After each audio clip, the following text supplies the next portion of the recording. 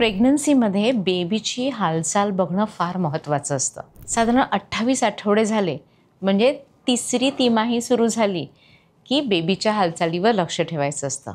सुरुवातीला ना आपल्याला बेबीचा एक पॅटर्न माहिती असतो. म्हणजे जेवायच्या आधी बेबी हलतंय का, जेवल्यानंतर हलतंय का, झोपेत जास्त हलतंय का, झोपायच्या आधी हलतंय, सकाळी हलतंय जास्त का रात्री हलतंय, हा पॅटर्न ना एक सेट झालेला असतो. हा पॅटर्न कसा चाललाय एवढंच फक्त रोज बघायचं असतं अराउंड 28 to 30 वीक्स. त्यानंतर बेबीचे मुवमेंट्स आपण मोजायला सुरुवात करतो. एका कुशीवर झोपून साधारण 4 मुवमेंट्स 1 तासात व्हायला हव्यात. किंवा तुम्हाला जर थोडासा अधिक टाईम असेल तर चांगल्या 2 तासामध्ये एक 10 मुवमेंट्स होत आहेत का हे बघायचं असतं.